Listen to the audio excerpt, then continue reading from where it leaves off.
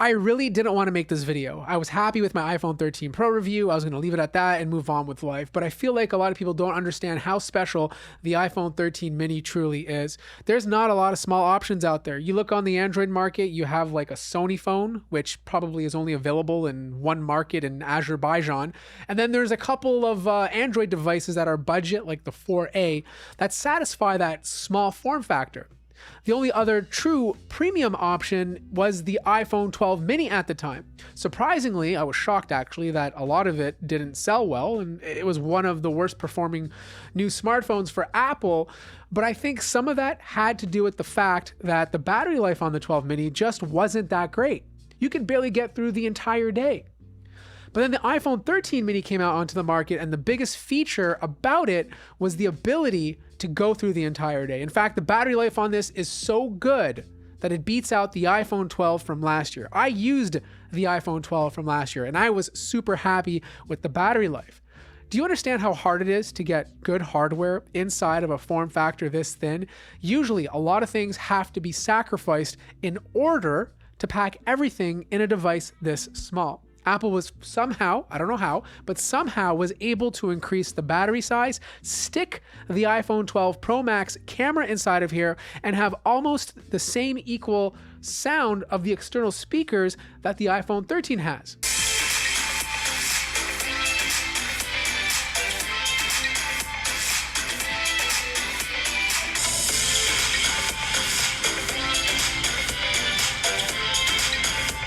And the reason why I don't say it's equal is because the chassis is smaller, so technically the sound can reverberate through the bigger chassis on the iPhone 13, and it perceives the sound is a little bit louder.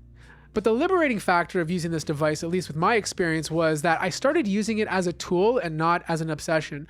You know, I went to the gym, and usually if I take the Pro Max, I have to stick it in my pocket, and then I have to take the weights, which are on my lap, and push the Pro towards my body so that the weights don't rest on them.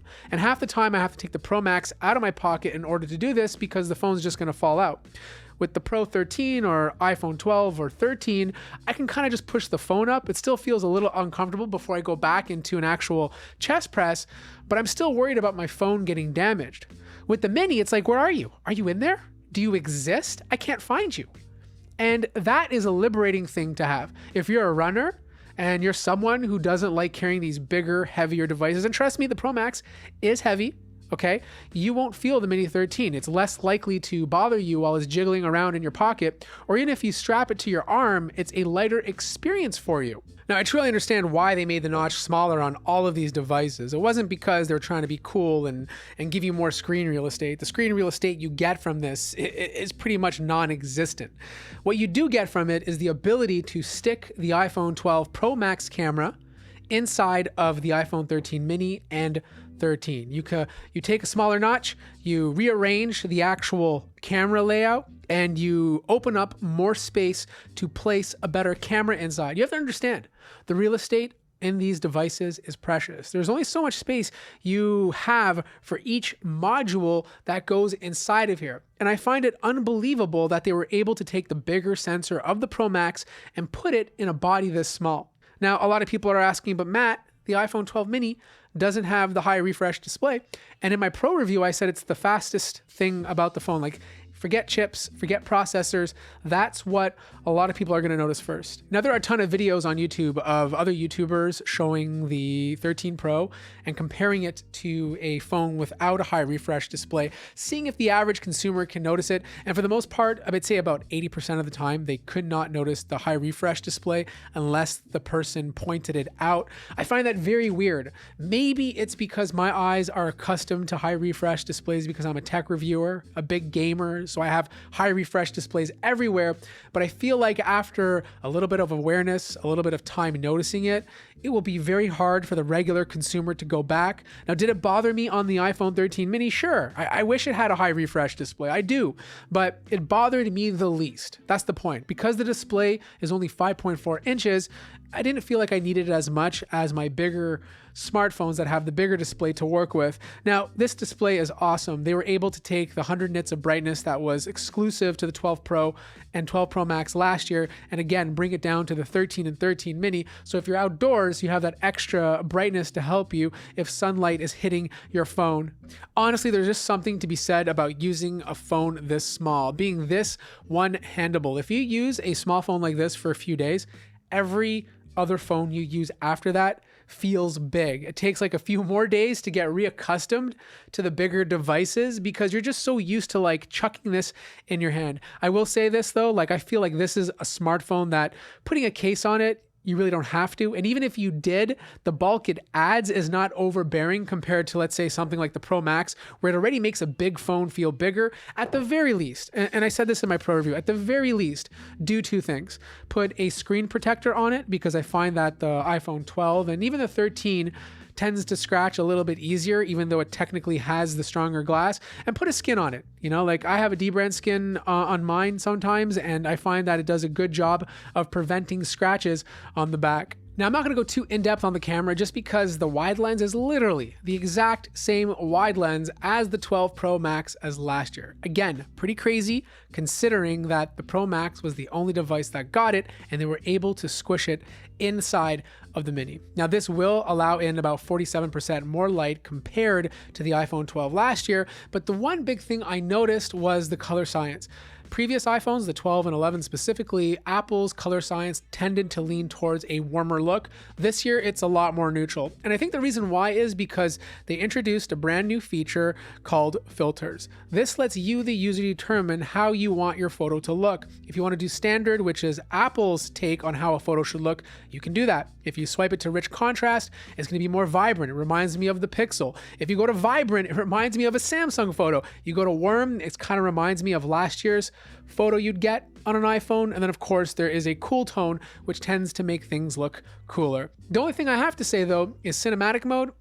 It's a little gimmicky, at least right now. I feel like it's in the same position that portrait mode was when it first came out on the earlier iPhone. It wasn't that great when it came out. It took a few years until portrait mode became amazing. And I feel like that's something we're going to see with cinematic mode too.